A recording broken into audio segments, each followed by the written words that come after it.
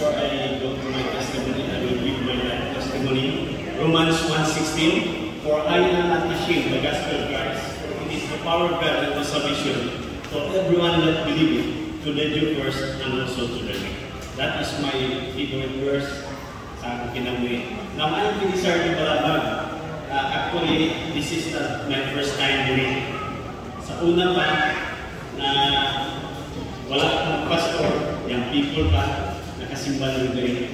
So, pasalamat ko sa Ginoo na this church, it is the Lord Church. Why? The Bible said in Matthew chapter 16 verse 18, even the gate of hell sila ang nilagay. Nawala sa kasulili, but it continues. Salamat po Pastor Katan, karoon na natin na salamin, si Ma'am, si Gina. No? Actually, si sister, sa una, karoon ako na nag-agit na ako sa girlfriend, karoon ako naging misis. Nakapuyog din sa konsolasyon, no? Nya, simba ng sa una diri, gawag ka sa una sa Paswili. Unya, gawas pa, si Paswili ko kung nagkasal sa akong mama ang papa sa Buklan City. Unya ako, taga-misamis oriental ko, deha ko sa Kalisayan, naghan mga balabag yan. Si Mrs. ko, taga-misamis ko na siya, palilasag, nya, diri sa Cagayan de Oro, mga Ubaldi, ang iyang papa. So, munang salamat kayo, Sir Jonathan, Nathan. Salamat kayo sa privilege. Now, na-save ko sa Buklan City through extension classes every Saturday. I was 11 years old. Kabaluhan mo basta sa mismo nun, grabe yung debutado. Wala ang status, kabaluhan ka na, ibuy-ibuy ko sumama sa simbahan. But at the age of 11, na-share ko sa gospel about salvation, nakita na kung kaya na nasave ko. Wala sa muna mag-pastor, mag-Bible school, wala. But at about 16 years old, God called me to study in Bible Seminary in Buklan City. So, nag-graduate ko 1987. Pag-graduate na ko, nag-asawa na yung si Mrs.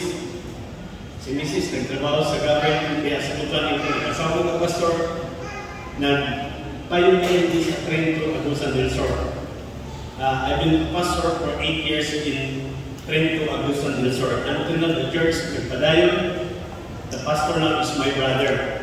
So, to go directly sa among testimony, why nakaabot din sa Mozambique, Africa, na wala pinagplano ni Mrs.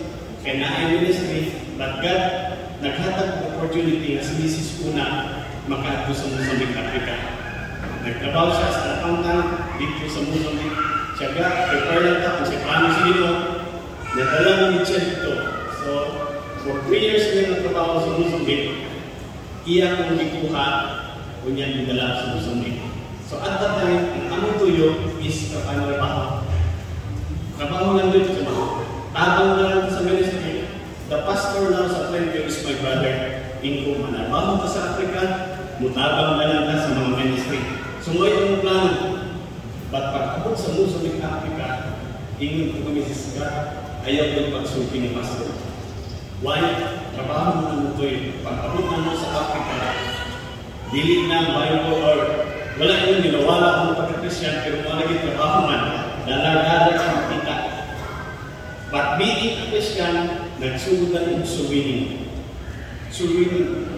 Nanutin ko sa mga talag sa tao, Portuguese language and Mozambique, Africa. Ang Mozambique has 17 cities. So, sugod ko, Portuguese, ano, didugay sa Ginoo na makatigimig language sa Portuguese. Nagsuwinin. Pag naan na sa'yo, nag-question na lang ko, kinin na nga nabas. Pero may isa lang yung katawang ng Mozambique, asa kung malindat kong nasimbahan. So, I asked him, kapalunod siya ng English, kapalunod siya ng Portuguese, do you know about this church here in Nampula City? So, yes.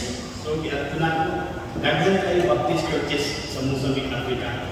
But their background is from America, from Brazil, from Portugal, pero kabalunod na ang style sa Africa, sila yung mga ground, masasama tayo sila sa pagbiling ng mga kunya sa doctrine roll.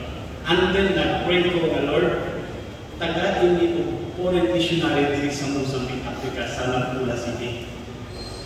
Gitubag sa Ginoo na ay missionary karon ay church dito sa Nampula City from Bethany Baptist Church. So naanay church nato dito sa Mozambique, Africa because of our prayer nga gitubag sa Ginoo kaya dili ko pastor, dili ko foreign missionary katrabaho lang ko gitagaan ni. Now in Nampula City na establish ang Bethany Baptist Church. Na as church, na as extension wala pastor. So at that time, pag-abot dito sa pamilya sa missionary, ako misis, ang mga anak, idala na ako dito, pag-abot dito na wad ang nagtrabaho. Na anak ang missionary sa Nampula. But the Lord has a plan, give transfer me sa Vera City, from Nampula to Vera.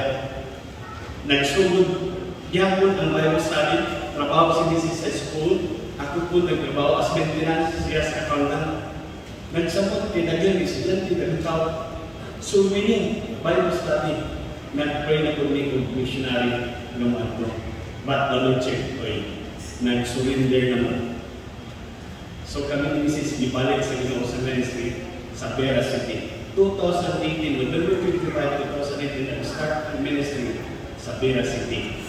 So nakabaptize na tayo itong Pilipino, Mozambicano, o Portuguese.